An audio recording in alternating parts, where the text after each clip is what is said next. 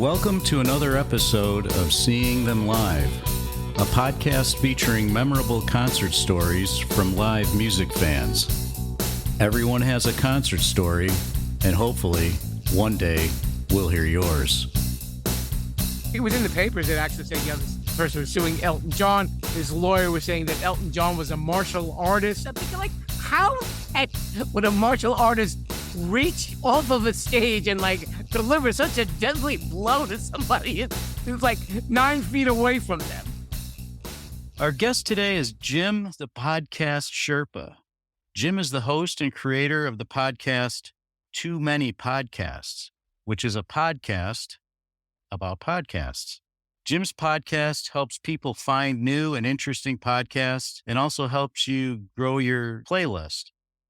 He has interviewed podcasters, artists, musicians, and other interesting people. And along the way, he says he tells a few bad jokes. More than a few. I don't know, Jim. I kind of find them pretty funny from time to time. I'm laughing out loud in my car. People think I'm weird driving around laughing to myself. Imagine what they think of me when I come up with these jokes. So, Jim, welcome to Seeing Them Live. Thank you very much, Charles and Doug. We're also joined today by my co-host and producer, Doug Florzak. So just a bit of a quick background. We were on Jim's podcast, Too Many Podcasts, about, about a month or 5 weeks ago, something like that. And, he was asking about our podcast and we were talking about concerts and such. And then, Jim, you laid a couple concerts on us, and one of them was a Prince show, which we'll talk about in a little bit, that runs contrary to what everybody else has told us about Prince live. We'll get to that in a bit. And then, and also an interesting Joan Jett story too. Mm-hmm. We'll get to those in a minute, but I thought we usually kind of try to go in chronological order at first. We'll skip around a little bit here. Not too long, but your first concert you listed also as your best concert. It was the Police in 1980 at a place called the Orpheum Capitol Theater. It was in November 29th in New Jersey, and it was during their Zenyatta Mondatta tour. And I was wondering how that concert has stood the test of time to all the other ones you've been to. Oh, actually, it wasn't the Orpheum. It was Madison Square Garden in New York City. Oh, okay. So that already adds to the mystique. My bad. You had mentioned you had a theater background in high school. Yes. And so go ahead and tell us about that experience. Sure. I was actually in high school. I believe I was a junior or senior. And there were two guys that I knew, and I guess they were supposed to go with someone else, and they canceled. And they came up to me and they said, "Jimmy, you want to come to a concert with us?" And I was like, "I've never been to a concert. Sure, I'll go." And back then, concerts weren't, the mortgage-inducing equivalent that they are today. Yeah. So, I went, riding in the train with the city with these guys, and we sat actually kind of behind the stage. So you had a pretty good angle. I always think that that's such an interesting angle when you go to see a concert, because you kind of see what the performers see, but you're just a little bit higher up. Right. And I just love that feeling that the minute when they came on, they had opening acts. They had Jules Holland, who was from Squeeze, and a guy named Tom Robinson. And they were on maybe for 15 minutes each. But the minute they come on, I had never been somewhere where you had this massive crowd and it just became electric, and this wave came over, a wave of excitement. And it was just, one of those things I guess you really have a hard time forgetting. Yeah, right. I think on your podcast, I had talked about that Eagles concert that I went to when I was 11. And it was just you're just saying, there's nothing that the volume, the cheering, the show, the musicians it was a hard thing to forget. And so were you a Police fan? Absolutely, yes. Yeah, I think maybe everybody was, right? It was pretty easy to do. I liked that album because I think they were kind of really on the cusp of really getting out into the public eye. The first two albums are fantastic, and they were critical phase, but I think, they were going on the big tour. Now, all of a sudden, everyone was going to see them. And I think that, that just kind of propelled them into the superstardom. Yeah, I had seen them a few years later in '83 on their Synchronicity tour. It's at Comiskey Park, the old Comiskey Park where the Chicago White Sox used to play. And I just felt really fortunate to have been able to buy a ticket because it was a hard ticket to come by, I Right. just felt fortunate. And Joan Jett was one of the opening acts. So we'll get to that in a little bit. Okay.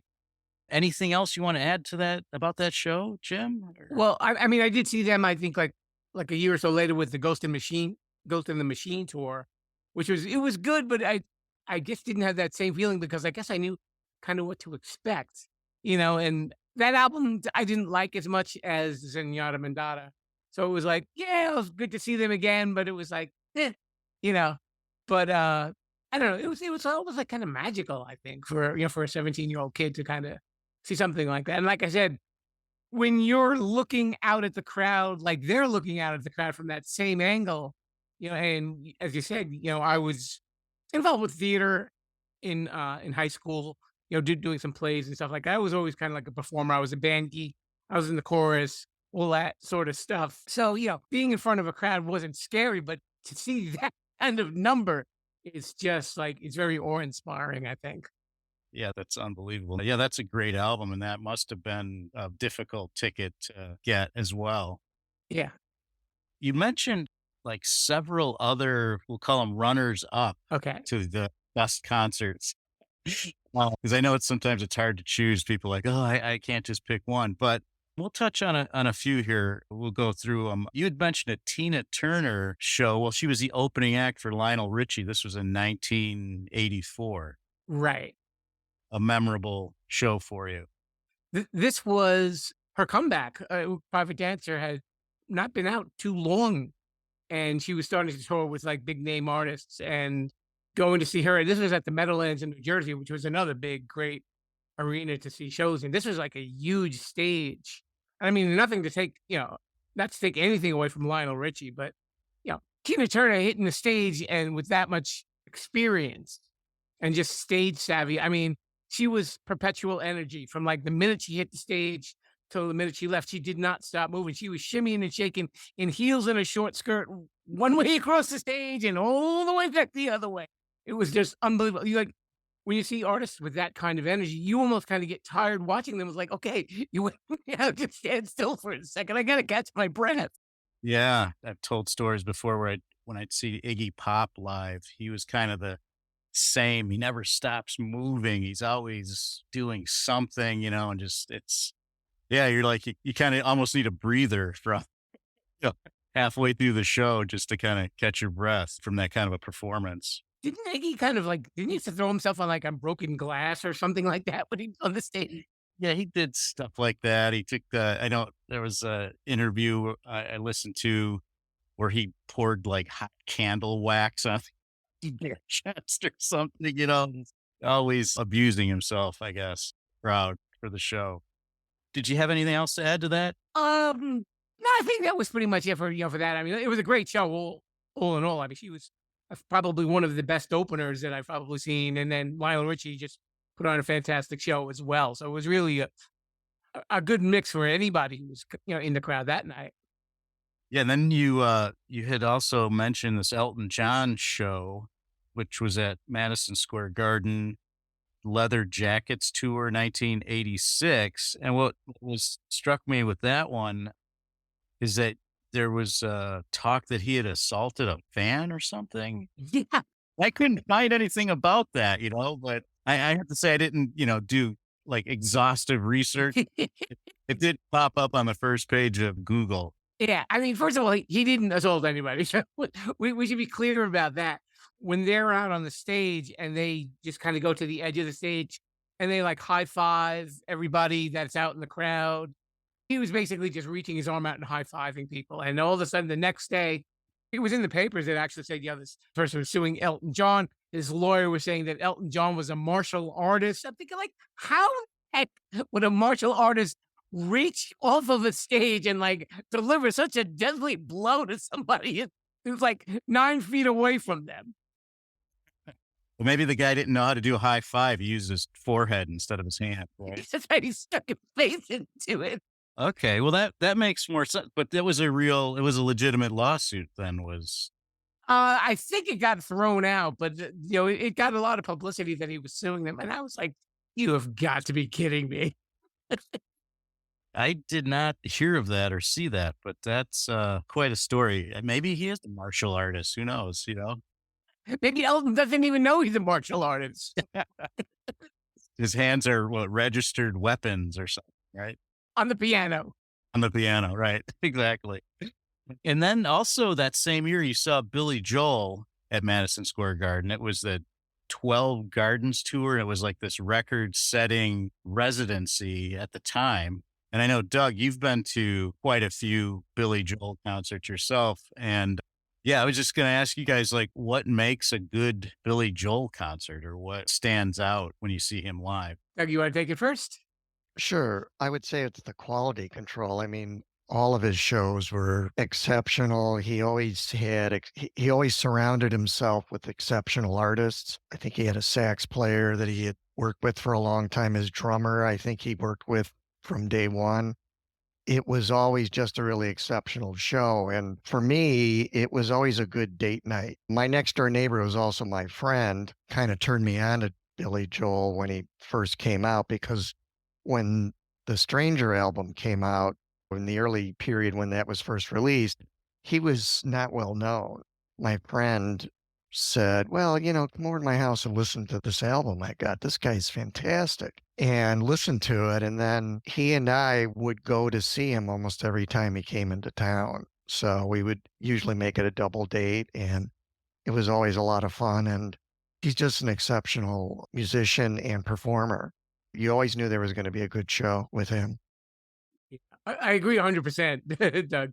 Yeah, I think he really is in tune also to his fans in the way that he kinda has an idea of when he accrued so much of a career that, like, "I know what you wanna hear, so, let's do it, let's have a good time about it," and, like you said, he surrounded himself with this fantastic touring band, and, they even brought the songs even more so to life, so, just a great crowd experience all over. Right, I mean, I would say he's kind of in the same category as, like, Bruce Springsteen and those types of bands where they're known for putting everything into the show. They don't hold anything back. And pretty much from beginning to end, it's a high quality experience. And you're right, the crowd really gets into it, and he knows how to get the crowd into it. Everybody knew the words to their songs and everything, so everybody would sing along with it. It really increased the interaction between him and the audience that you came to expect when you went to his shows. And then, being lucky enough to see him in Madison Square Garden, him being a lifelong New Yorker, well, up until now, I guess, with is always an experience for, the hometown crowd. Now he's down in Florida. Okay. Doug and Jim too, when you see somebody like you'd mentioned, Doug, just kind of starting out, now maybe not an unknown, but then growing and growing over time, that's kind of cool too to see the evolution of the performer. And then 12 nights at Madison Square Garden. And Jim, you were there on the 12th night, is that correct? Yeah, it was the 12th night. Yeah, I don't remember what year it was. I don't think it was the same year as Elton. I believe it was a little bit after. That was actually my wife's first concert, as a matter of fact. Wow. Okay. Like a date night, like Doug was saying. Yeah, Cool. Cool. Billy bringing people together. That's right. Yeah. Matchmaker. All right. So can move on then to this 1983 Joan Jett at Stony Brook University, Yes. which I'm assuming they must have some kind of concert hall or venue on the campus. Right. Yeah. That was like I don't remember how we ended up getting tickets for that, but yeah, this was the moving story. So this is basically started as a harmless joke. There were two other friends that I was going with, and one friend I'd actually been to a lot of these other concerts with. So I said, you want to help me play a joke on the other guy? And he was like, of course I do. So we staged like a fake argument over who was going to move before the lights came up. And I was like, well, I'm going to do it. And he said, no, I want to do it. And we're going, and of course, the other friend is like, what are you guys talking about? And I said, well, it's about pre-concert mooing. And he's like, what is pre-concert mooing? I've never heard of this. So I said, well, before the headliner comes up, the lights go down. And he said, yeah. I said, well, what happens is somebody in the crowd goes, "Mm," and then everybody starts going, "Moo, moo, moo, moo, moo," and then the crowd goes crazy. And then the lights go up, and everybody starts screaming. So we were like, "Wait," was like, "Wait, it's your first concert. Why don't you moo?" And he was like, "Oh, I don't know if I want to do this or not." So it actually turned out that by the time the lights came up, another guy who came with us, that was his first concert, he let out this big loud moo anyway. Did anybody join in or no? Maybe some dairy farmers. I don't really know. Is that kind of a Joan Jett thing, or is that just at any concert? Just made it up. I think it's a Jim, It's a Sherpa thing. the podcast Sherpa thing. Yeah. Yeah. Well, my Joan Jett story, there was like this whole program of bands in July of 1983, the Police concert at, like I said, the old Comiskey Park. And she was the opening act. And during her set, I think she was about the third band to play. There might have been like 5 bands total. A massive food fight broke out between the upper and lower deck, Oh my gosh. like everything. And I was in the infield, Okay. so I was removed from the melee. It was interesting to watch, and it just moved around the stadium the whole time she played, like a massive wave. Like they I don't know if they still do the wave at sporting events, but it was like that, except it was with food. It was unbelievable just to watch something like that. It's like I don't know how it started or why and how it grew to be such a giant ordeal, but yeah, it went on for quite some time, basically the whole time she played. Get to watch her play and then, watch the food fight too at the same time. So that's my Joan Jett story. You had another kind of unexpected thing happen to you at Samantha Fox Yeah. show at a club in Sag Harbor in 1989. It involved a beret, I guess. Yes. For whatever reason, I wore a beret. Not like I was trying to be pretentious or anything like that. It was more like a military style beret. And I'd gone out to see her. This was a club on the eastern part of Long Island. It was not really a big club. It's pretty small. And I actually went by myself, which was kind of weird. And it was late at night. And she was a really good performer. I was really surprised. I thought a lot of this stuff was going to be like lip syncing or whatever. But she just came out. She sang live. She moved around. She's probably prettier in person and even like the pictures that you saw of her at that time. And I got pretty close to the stage. And when she was doing the song, "I Want to Have Some Fun," I took off my beret and I gestured to her like, can I throw it to you? And she nodded. Wow. And I threw it to her and she caught it and she threw it on her head. And she finished the song. Wow. Did she give it back? No, the funny thing is the next day I got home late and I was living at home still. 'Cause I was still pretty young. And my mom's friend was over and she said, she said, why are you so tired? I was like, "Oh, I went to a concert to see Samantha Fox." I said, "I threw a beret up to her." She said, well, why didn't you put your phone number inside the hat? Maybe she would have called you. I was like, "Oh man, why didn't I even think about that?" Yeah. A nice segue here, Jim. Was it a raspberry beret? Because I think we're going to start talking about Prince now. This is where the hate comes in, right? Well, the listeners are like, "What is he talking about?" When we were talking to you on your show, you had kind of a disappointing experience with Prince. It was a Purple Rain tour, right? Yes, it was. Okay. Yeah. Why don't you tell us about that? Sure. A few of us had gone to see him. And on the ticket, it actually said, wear something purple. And I was like, okay, whatever. But I'm thinking like, well, I'm in a dark concert hall. I don't think I know if I'm wearing something purple. So we went. The opening act was Sheila E., who was fantastic. That lady put on a show between the drumming and throwing the drumsticks up in the air and spinning around, catching him and just like not missing a beat and everything. She interacted with the audience. And I was like, okay, this is going to be a good show. And then like when Prince came out, it seemed like every song that he performed, it was like he was reenacting his music videos. He didn't like acknowledge the crowd or like, not even like, "Hey, Long Island, how you doing?" Nothing, it was like, almost like he kind of had an attitude about being there, like he didn't want to play. So, it was just a disappointment. The music was fine, but I'd heard so much about Prince live being this, incredible performer. And I was like, I could have just stayed home and watched MTV to see this. There was nothing special about it. And I'm thinking like, what a waste of purple underwear. Yeah, because you were the only person that has said, at least on our show, that was a disappointing performance because everybody else says it's like usually one of their best. But I have read online, probably a little later, like after Purple Rain, some of his other tours, people reporting, a bad Prince show. Usually, though, it has to do with like the sound or something, which, may have been out of his control to some extent. It wasn't so much the performance, it was like the sound quality was terrible. The acoustics were actually fine. It was just, the show, it kinda left me flat, and it was funny because one of the friends that I went with saw him the following tour when it wasn't the Purple Rain tour, and he said, "That was a completely different show from what we had just witnessed," so I knew that it wasn't just me.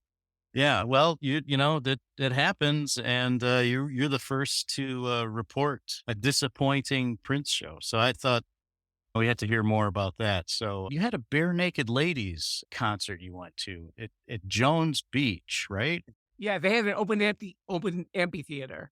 Yeah, I hear about Jones Beach, and it sounds like such a cool place to see a show, but I was wondering if you could maybe describe the venue a little bit. Sure, open air amphitheater, it's pretty big, actually, and it's on the water, so you actually if you kinda look past the stage, you can see I don't know what body of water it is, it's I know I should lose points for that, but you can see the water, it's not the Atlantic Ocean.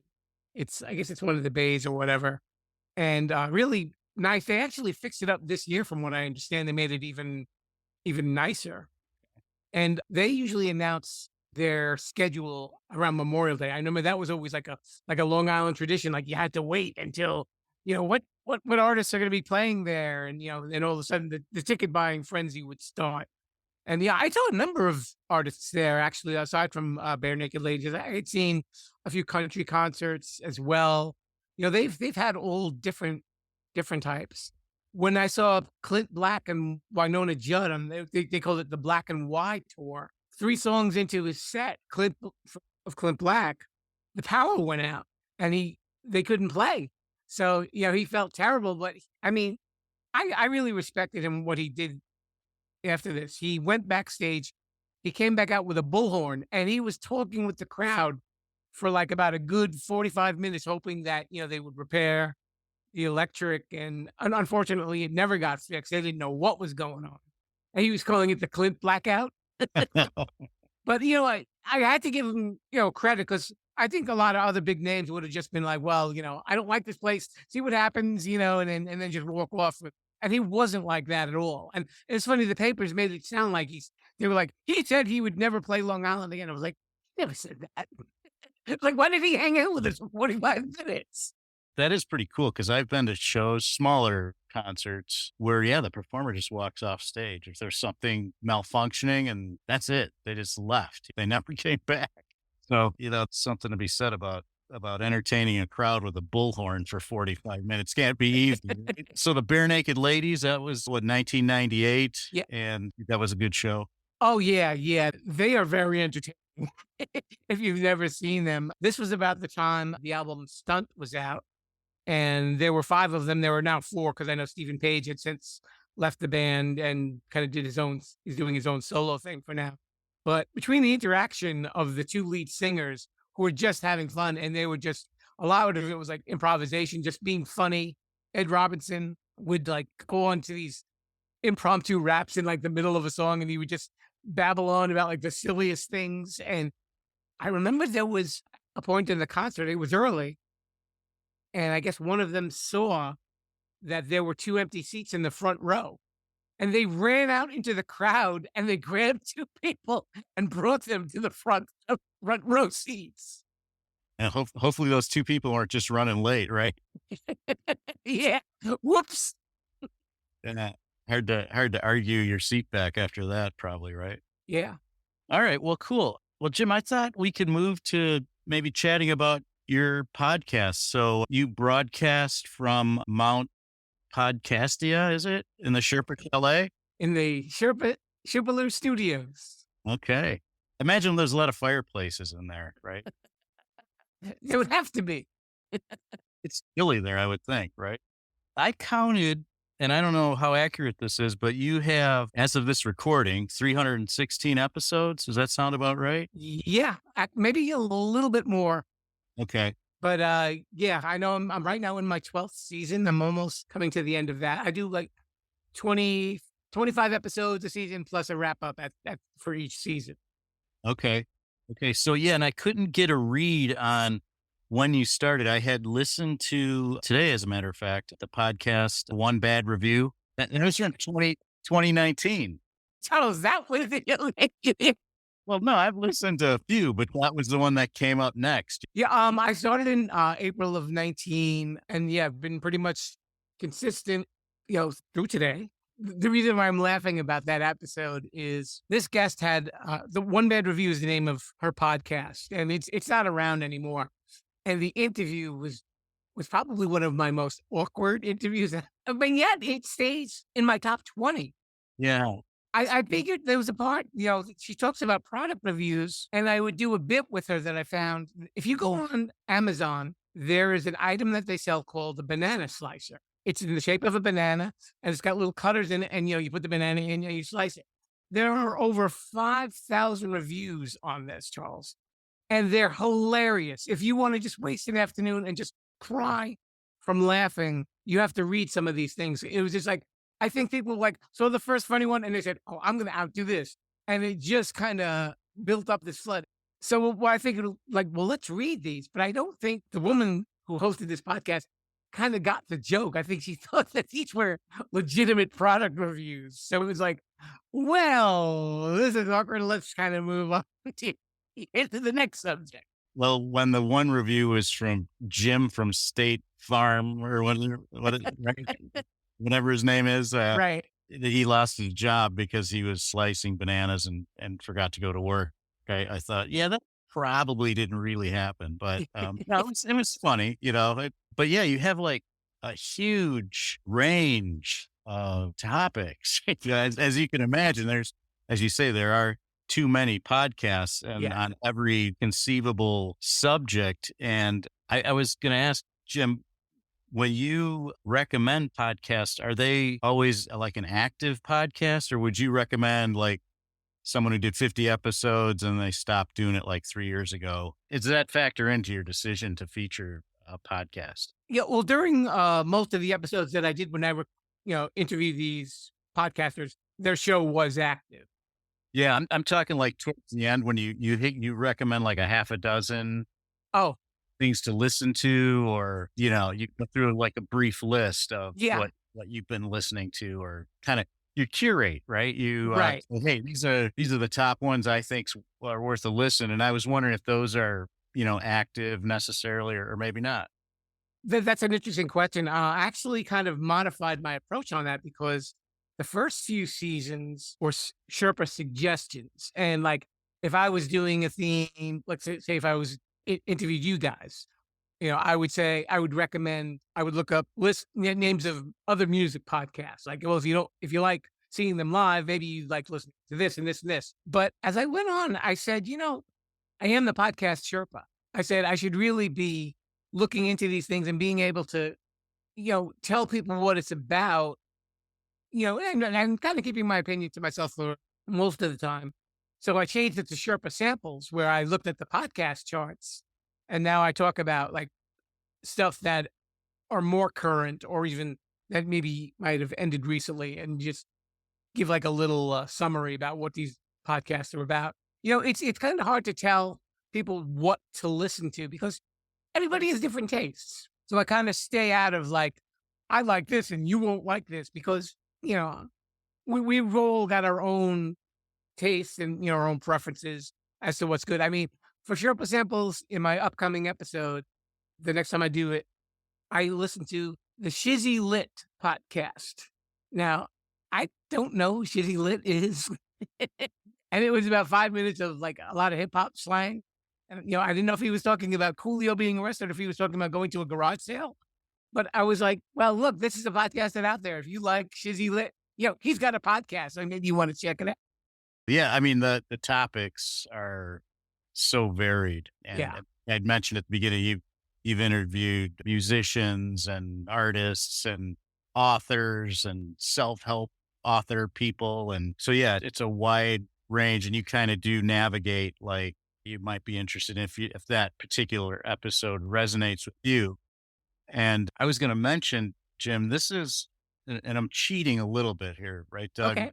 This is our 24th episode, and I'm including the trailer because the trailer took probably as long as any episode to actually make. The damn thing was a minute and a half, but Doug spent hours producing it. So from a stats point of view, podcasting stats, I had read or heard that only 1% of podcasts make it to 24 episodes, Mhm.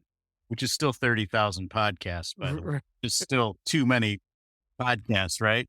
But I thought that was interesting that, we've made it that far. And we thought it was fitting to have the podcast Sherpa kind of guiding us through this one. We appreciate you being on the show, but are there any other stats like that stick in your head about podcasting at all?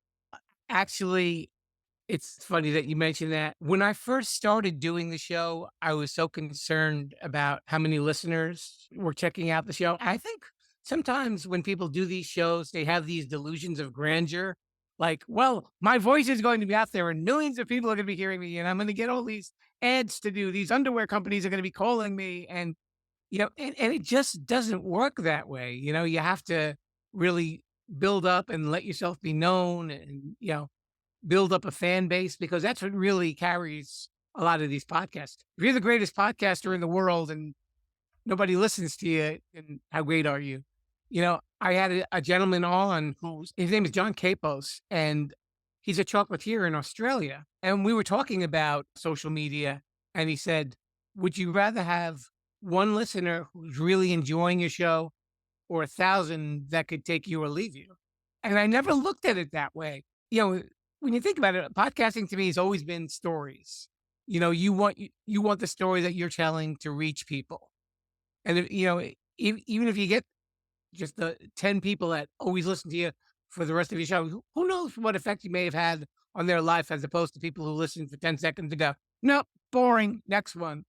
I kind of feel like a podcast is like its own social media platform, like the podcast. So you have all these people that tune in. We meet people such as yourself. I feel connected to the guest and kind of forever. It's like this small community of listeners and guests and people you interact with. It's kind of like its own social media microcosm, I guess. I think between like podcasters, there becomes a sort of universality between them, because we probably all experience the same things where you have like the technical issues in the middle of a great interview, or, you know, or like I forgot to press the record button. I haven't done that yet, and I just jinxed myself, but I've been told that that will happen to you at some point, which I'm not looking forward to. But yeah, I think, we all relate to that. And, especially like, we may have like frustrations with getting guests sometimes, or different things, all the different elements that go into putting on the show. They could be completely different shows, like night and day, but the same frustrations are there. And, learning to get past that and just putting on a good show, and, doing something unique that makes you stand out amongst, even if you do something that everybody else does, you want to make yourself memorable. Yeah. That's it. Just plug away. Well, Jim, as you say in your show, you have the part of the show that's this shameless self promotion. Yes. So tell people where they can find you and anything else you'd like to add as we wrap up here. Sure. Thank you. First of all, thank you so much, guys, for having me on the show. If people want to check out that episode, check out the episode where Charles and Doug were on here, and we got to talk about some of their stories as well. I'm pretty much on podcast apps everywhere, if you want to find it. There's two types of episodes. There's the Too Many Podcast episodes and the Sherpa Screening Room, where it's the entertainers, the writers, the singers, and such. But it's all together, new episodes, or sometimes even old episodes, out every Wednesday. And we do the classic episodes Saturday. We also have a website called sherpolution.com. My social media, Sherpolution, mostly on Facebook and Instagram. I do a little TikTok when I was doing some videos, but I'm having some technical issues, but we won't get it. And also the Sherpolution YouTube page. And there is no video, as I always say, you're welcome for that. Yeah. Oh, you know what? Before I go, I'll tell you like a little quick story. My original intent before I did too many podcasts, wanted to do a music podcast. And I emailed a whole bunch of artists, and there was an 80s artist that I emailed who I thought would be a fascinating interview. And he's now living in Berlin. And I wrote this thing, would you be interested in coming on my show? And one of his people wrote back, and they just wrote, he would not be interested. And that was the entire email. The guy lived in Berlin. I was like, why didn't he just write 9? Well, that's, short and sweet, right? Did it include punctuation? Was there a period at the end of that sentence? Exclamation point? Or I think it was a period, but it was probably typing in German. That's what I'm guessing. It would not be interested, did not bother this man again. Yeah, I think this was great. And we'll stay in touch and check out Too Many Podcasts. And everybody check out Seeing Them Live. Thanks, Jim. Thanks so much, Charles. Thanks, Doug. That's a wrap for our show. I want to thank today's guests for sharing their concert stories with us. Make sure to check out our show notes at seeingthemlive.com for links to websites, photos, and other artifacts mentioned in the show. I also want to thank my producer, Doug Florzak. The theme music for the show was composed by Doug and is featured on his album, Flagstone. If you have a concert story you'd like to share on our podcast, please visit our website and click on Become a Guest in the main menu. Then fill out the form and click the Submit button. If you seem like a good fit for the show, we'll contact you via email. I guess it's time to head for the exits. We'll see you next time on Seeing Them Live.